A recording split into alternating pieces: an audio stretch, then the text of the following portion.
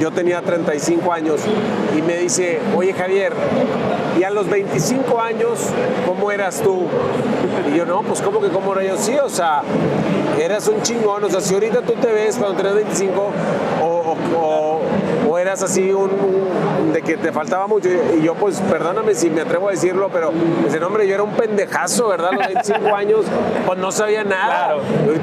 Y si tú te crees mucho, ahorita que tienes 35 y que te está yendo muy padre y tu emprendimiento va muy bien y todo, me dice, imagínate cómo te ve un güey de 45 años. Claro.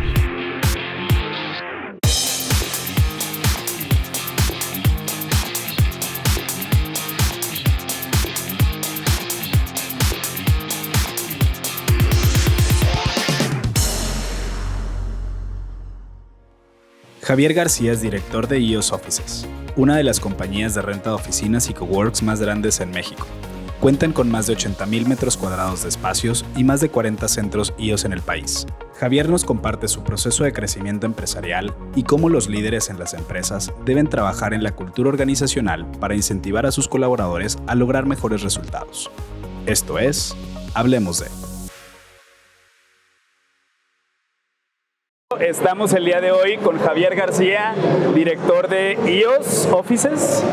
Bienvenido, Javier. Un gusto tenerte el día de hoy. Hola, Manuel. Muchísimas gracias por esta invitación. Es un gusto para mí estar aquí contigo. Igualmente. El día de hoy vamos a hablar de la historia de crecimiento de Javier, de cómo inició IOS, de cómo ha crecido IOS, de cuáles han sido pues, los retos en el camino y pues también de cómo uno va forjando como empresario la resiliencia. Me gustaría iniciar, Javier, contextualizándonos cómo ha sido la trayectoria, cómo ha sido el crecimiento personal, sobre todo desde los inicios de IOS hasta la fecha. Claro que sí, Manuel. Pues mira, IOS Offices nace en 2007, cuando mi hermano y yo vemos la necesidad de empresas de AAA de mandar servicios de oficina de alta calidad. Veíamos que las empresas podían ir a rentar espacios para trabajar, pero veíamos que sus corporativos estaban mejores, entonces no les gustaban estos espacios para trabajar. Yo tenía un background inmobiliario, entonces encontramos una solución para satisfacer su demanda y no solo cumpliendo con su expectativa, sino excediendo su expectativa. IOS Offices nace con muy bien querido por el mercado y rápidamente nos dedicamos a crecer y crecimos de manera orgánica. Hoy en día tenemos 40 centros de cowork en 12 ciudades de México. Somos el cowork más grande de México. Interesante. Y en ese sentido, hablemos primero del humano, de Javier. ¿Cómo ha sido el desarrollo de Javier en el ámbito empresarial? Me imagino que ha habido una evolución muy grande. ¿Cómo ha sido? Sí, fíjate, yo primero tuve que desaprender muchas cosas. Es raro decirlo, pero pues te enseñan cosas en tu casa y cosas en la escuela y algunas te sirven, pero algunas otras te están estorbando. Entonces claro, es importante desaprender y en ese viaje pues desarrollar muchas cosas que definitivamente hacen falta y me siguen haciendo falta. Me acuerdo en aquella época que platicaba con un headhunter. Yo tenía 35 años y me dice, oye Javier, y a los 25 años, ¿cómo eras tú? Y yo, no, pues ¿cómo que cómo era yo? Sí, o sea, eras un chingón, o sea, si ahorita tú te ves cuando tenías 25 o eras así de que te faltaba mucho, y yo pues perdóname si me atrevo a decirlo, pero ese nombre yo era un pendejazo, ¿verdad? A los 25 años pues no sabía nada. Claro. Y si tú te crees mucho, ahorita que tienes 35 y que te está yendo muy padre y tu emprendimiento va muy bien y todo, me dice, imagínate cómo te ve un güey de 45 años. Claro. Y es cierto, o sea, uno nunca deja de aprender, de madurar, de evolucionar, y aunque hay cosas que ya tenemos 3 años repitiendo, claro, el día de hoy les sigo encontrando nuevos significados. Entonces siempre se sigue aprendiendo. Totalmente, y creo que para tener esa mentalidad es importante tener la humildad de aprender, porque creo que cuando llegas a un punto de una soberbia, cuando crees que ya no hay nada más, pues tú mismo estás poniendo tu propio límite, ¿no? Estás poniendo tu propio tope y en ese sentido, ¿qué es lo que tú consideras que has desaprendido de manera significativa? ¿Qué es lo que más tienes presente que has desaprendido? Fíjate que yo yo creo que mientras yo crecí, pues quizá me pasó como a muchos jóvenes que crees en el eres más idealista, o sea, en la fraternidad, en el amor, pero conforme te involucras en el mundo laboral, pues empiezas a volverte jerárquico y a creer en otras cosas y a trabajar de diferente manera. Pues tuve que desaprender eso y darme cuenta que en realidad en la oficina se vive mucho amor. Claro. O sea, estás conviviendo con gente que quieres, que aprecias, que te cae bien, entiendes cuáles son tus roles, hay límites sanos, pero al final del día se puede vivir y convivir de una manera muy sana y al mismo tiempo en donde te importan sus familias, claro, sus vidas personales, y eso pues, nos da mucha seguridad a todos y hace que disfrutemos nuestro lugar de trabajo.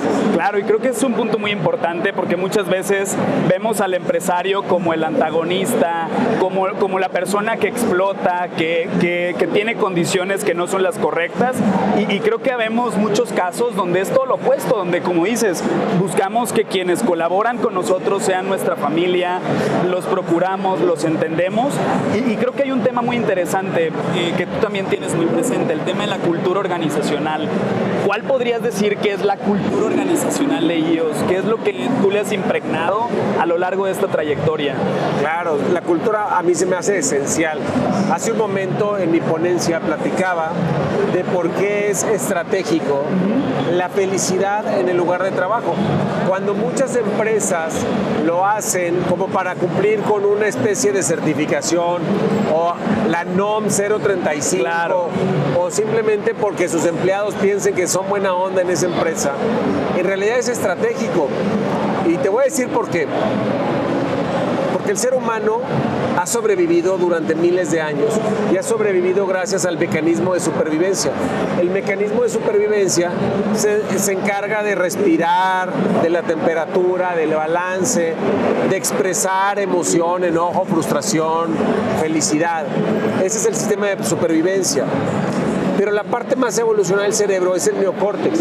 Y en el neocórtex es donde generamos ideas, planeamos, visionamos, desarrollamos el lenguaje, creemos en espíritus, en dioses. O sea, todo eso es la parte más evolucionada del ser humano. Claro. La parte del mecanismo de defensa del ser humano, que es la más primitiva, que es huir, pelear o congelarse, simplemente lo único que hace es eso. Si tú estás en un trabajo en el que tienes miedo, pues estás todo el tiempo a la defensiva.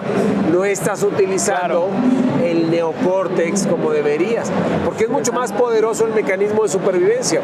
Porque es más importante estar, claro, vivo que generar ideas, planes, claro, o negocios. Entonces, el mecanismo de supervivencia siempre es más poderoso. Y muchas empresas están trabajando con la palanca del miedo. Claro. Más miedo o menos miedo. Lo voy a correr, me van a correr. Si no lo haces, te corro, te regaño. Entonces la persona está todo el tiempo, ¿cómo hacerle para que no me corran?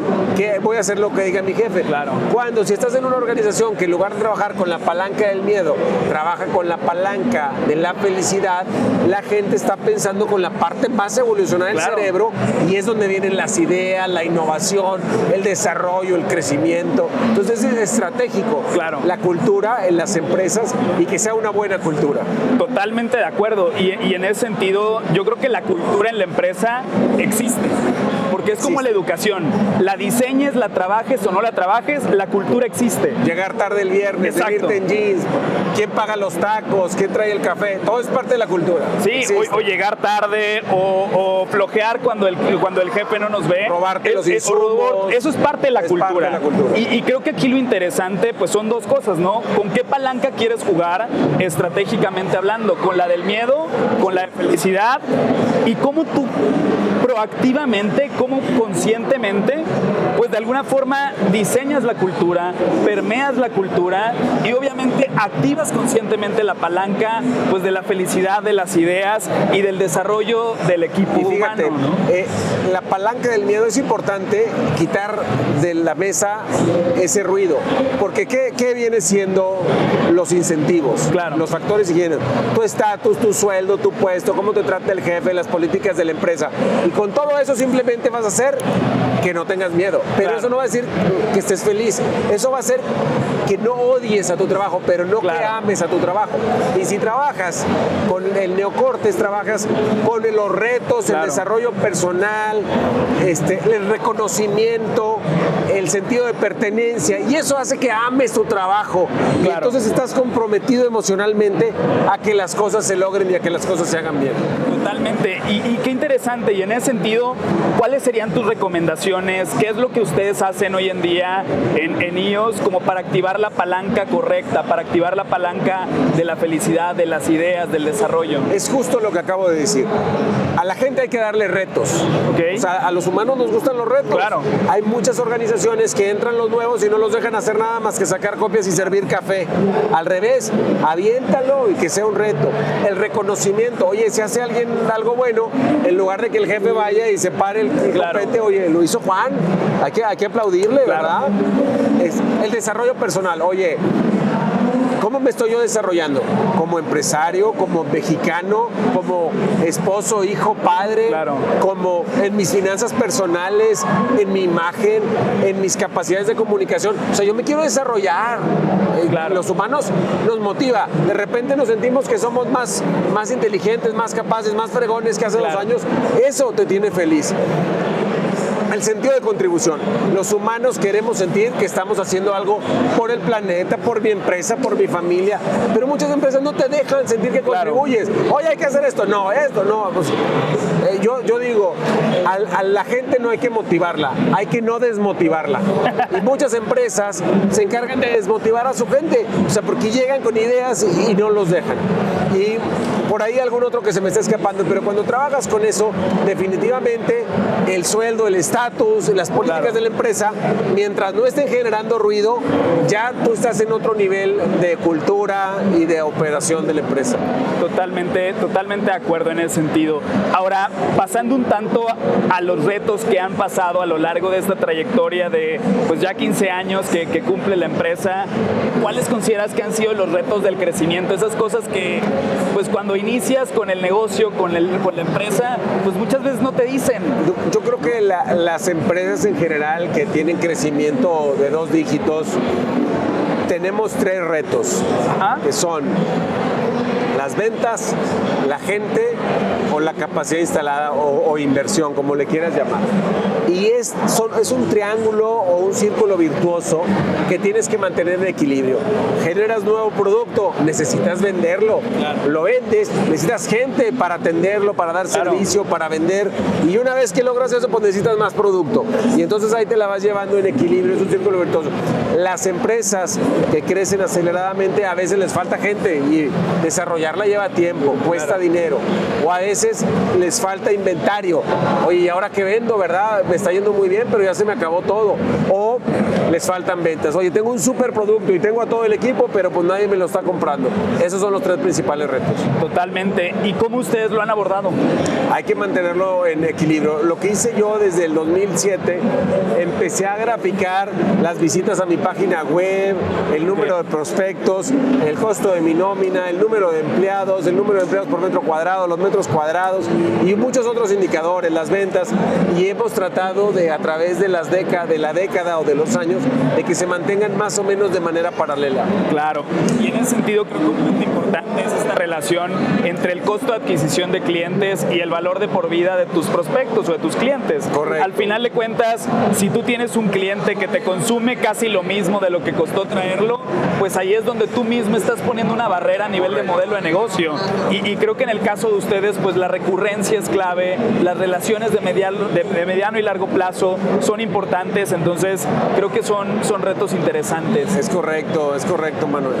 Y en ese sentido, a nivel personal, tú tienes un tema relacionado con la resiliencia. ¿Qué es la resiliencia para ti? Pues recientemente me encontré un artículo que hablaba de la resiliencia 2.0 y me ha llamado mucho la atención como la resiliencia, ¿qué? La resiliencia es la capacidad de un cuerpo de ser sometido al estrés y de recuperar su forma original. Claro. O sea, si tú estiras una liga, la liga se regresa y se queda como estaba. ¿Qué es la resiliencia 2.0?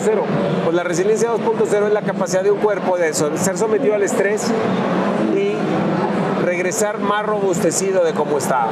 Claro. El mejor ejemplo, pues tú puedes extender y contraer tu brazo varias veces, pero si lo haces con una mancuerna, con una pesa y lo haces varias veces, tu brazo va a ser cada vez más fuerte, y así es como debemos de construir nuestras organizaciones. O sea, en donde los retos no solo lo tengas que pasar y sobrevivir, el terremoto, la inundación, el huracán, la crisis financiera, el COVID, no solo sobrevivirlos, sino salir robustecidos. Oye, ¿qué aprendimos? ¿Qué hicimos bien? ¿Qué pudimos haber hecho mejor? Y así sucesivamente hasta tener un mejor sistema resiliente. Totalmente, y en ese sentido, derivado de la pandemia, muchas empresas han pasado de tener una oficina totalmente física a tener un enfoque híbrido, y creo que es parte de esa misma evolución, de ese mismo aprendizaje que la resiliencia nos da, ¿no? En ese sentido, ¿cómo en IOS han abordado la resiliencia? ¿Qué es lo que han hecho para robustecer ese músculo? Aprender constantemente. O sea, viene la pandemia. Cuando viene la pandemia, sinceramente nadie sabe lo que está pasando. Nos encerramos por pánico. Pues nosotros en IOS Offices decidimos no encerrarnos. Revisamos el diario oficial de la Federación. Somos una empresa esencial. Tenemos que venir a trabajar. IOS Offices es el único cowork del país que no cerró un solo día. Okay. Estuvimos trabajando durante toda la pandemia y estuvimos recibiendo empresas del ramo médico, hospitales, farmacias, laboratorios, que estaban precisamente trabajando en solucionar la bronca del COVID. Claro. Teníamos que estar nosotros ahí para operando. Tenemos 25,000 personas todos los días en nuestros coworks. El día que menos gente tuvimos en la pandemia, cuando inició, fueron 3,500 personas. Es decir, sí, nos fuimos muy abajo, claro, pero al final del día 3,500 personas necesitaban ir al baño, usar su teléfono, usar su internet, servirse café, necesitaban un lugar para trabajar que no fuera su hogar. Entonces ahí estábamos para atenderlos. Y en ese sentido, ¿hacia dónde va el crecimiento de IOS?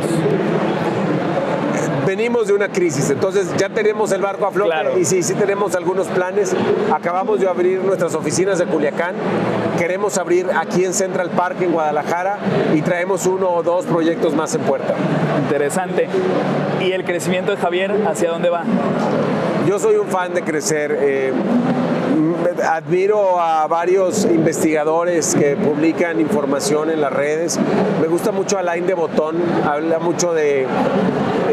soy un aficionado a las ciencias del comportamiento. Me gusta Matt Farrell, habla mucho de ciencia y de tecnología. Entonces, pues todo el tiempo hay que estar aprendiendo y desarrollándose. ¿Te visualizas en otros negocios? ¿Te visualizas solo impulsando IOS? Solo con IOS. Me encanta lo que hago, me encanta mi trabajo. Veo socios felices, proveedores, clientes. Todo el mundo está feliz, los colaboradores. Hay mucho amor alrededor de IOS Offices y se siente bien bonito. Ayer y casi todos los días recibo mensajes de gente que está feliz gracias a sus oficinas. Claro. ¿Cuáles serían los grandes aprendizajes, las grandes recomendaciones que tú le pudieras compartir a un empresario que nos está viendo? Yo creo que la felicidad o el hecho de disfrutar lo que hacemos es más una decisión que un sentimiento, que una emoción. La gente no vamos a ser felices de manera automática y dentro de la felicidad vamos a tener momentos de dolor y aún así hay que quererlos. Los problemas van a ser iguales, van a ser los mismos. La diferencia es la actitud con la que tú los enfrentas. Creo que cuando tienes una empresa es inevitable que va a haber algún problema. Siempre. Siempre. La diferencia es que van a cambiar los tamaños de los problemas, los tipos de problemas, y habrán problemas felices también, ¿no? Correcto, y decirles situaciones. Exacto. Porque el problema tiene una connotación negativa, la palabra, y si no quieres tener problemas, no emprendas. Claro. O sea, es decir, es una bendición tener problemas. Hoy tengo un cliente molesto. No te estás escuchando, tienes un cliente. O sea, ¿cuántos hay que no quieren ese cliente? Oye, que se molesten. Pues qué bueno, ¿verdad? Es parte de tener clientes que de vez en cuando se van a estar molestando porque algo va a pasar y pues hay que atenderlo. Pues bien, pues esa es la historia de Javier García, director de IOS Offices. Un gusto, Javier. Gracias por aceptar la invitación y nos encantó tenerte aquí en el programa. Muchísimas gracias.